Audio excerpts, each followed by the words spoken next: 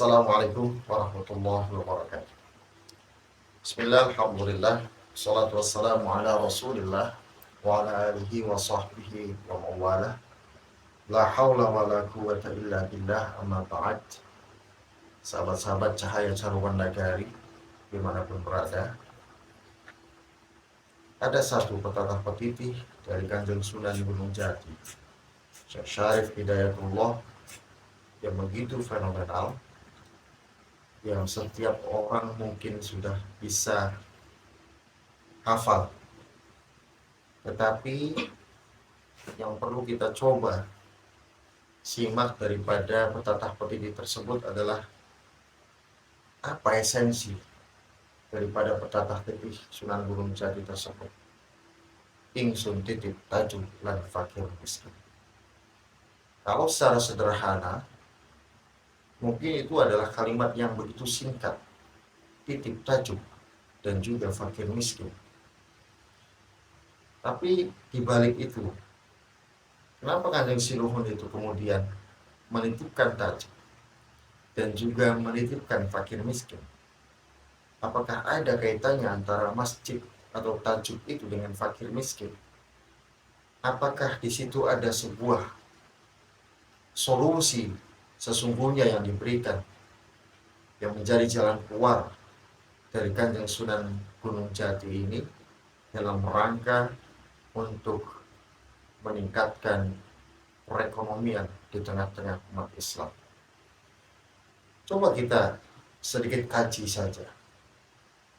Ada salah satu ayat Al-Quran yang menyatakan, innama ya'muru masajidallahi man amana billahi wal yawmil akhir wa aqama as-salata wa ata az-zakata wa lam yakhsha illa Allah fa'asa ulaika ayyakunu minal muhtadin.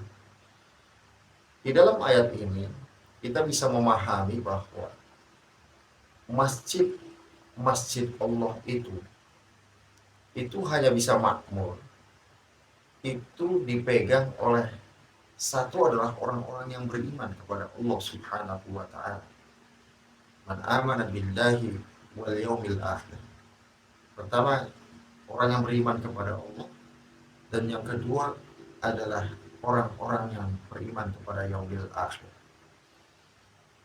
Tentu antara iman kepada Allah dan kepada hari akhir ini, kenapa disebut di awal?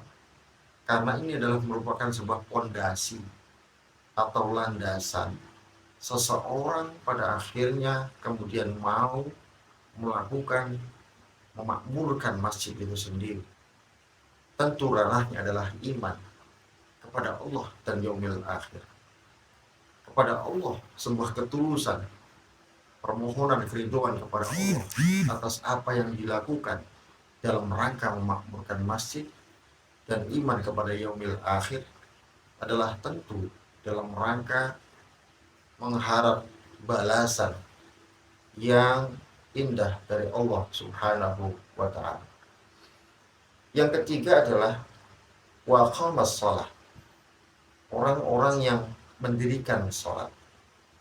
Tentu orang-orang yang ingin memakmurkan masjid adalah orang-orang yang sholat di masjid. Yang menjadi satu kajian dari tiga komponen yang ada ini bisa jadi dalam sebuah masjid ini sudah dilakukan, tetapi ada satu yang kemudian tidak diindahkan. Apa itu?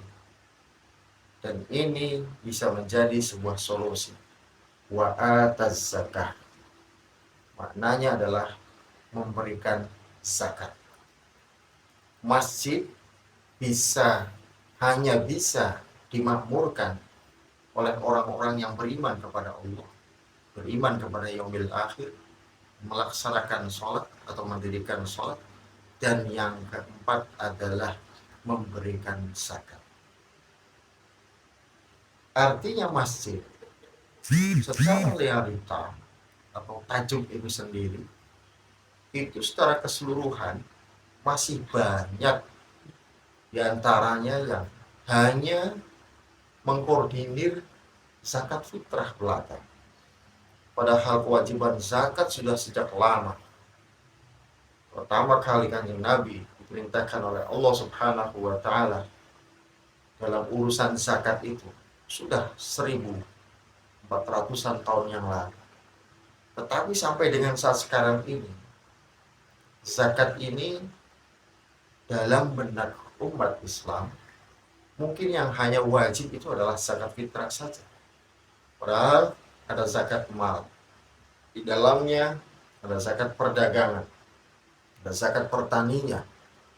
Bahkan yang kontemporer, sebuah istihadi, ada zakat profesi. Dan zakat-zakat yang lain, peternakan dan seterusnya. Ini adalah menjadi sebuah potensi sesungguhnya. Tentu ranahnya adalah dalam rangka memakmurkan masjid.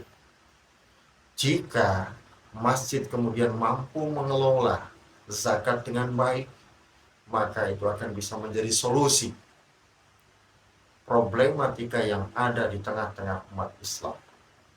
Ketika umat Islam dalam urusan ekonomi tidak mampu, maka dijawab dengan zakat itu sendiri.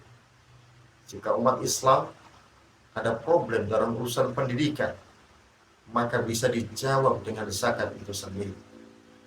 Kalau misalkan umat Islam dalam problem kesehatan, itu pun bisa dijawab dengan zakat itu sendiri.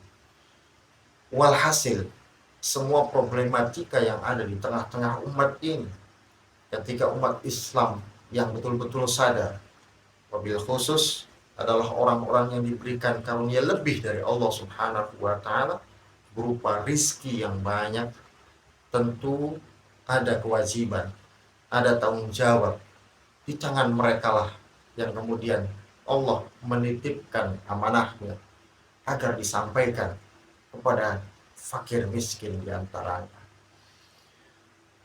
Maka dari itu, memakmurkan masjid itu hanya bisa dilakukan ketika semua komponen yang ada di dalam ayat ini betul-betul dilakukan. Dan yang selanjutnya adalah walam yakhsha illallah. Dan orang-orang yang kemudian tidak punya perasaan takut kecuali hanya kepada Allah Subhanahu wa ta'ala saja.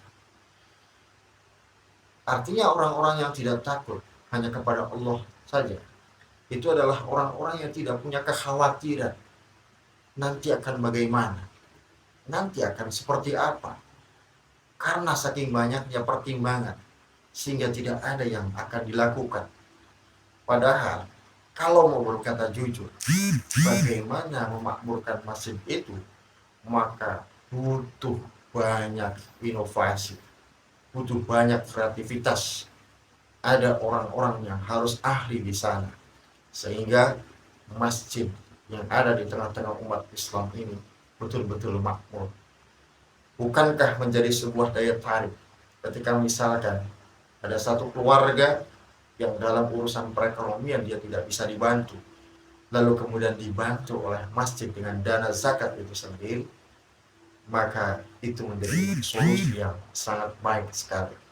Dan secara otomatis, kalau toh misalkan orang itu yang tadinya tidak ke masjid gara-gara dibantu oleh masjid, maka ia akan merasa malu untuk tidak pergi ke masjid.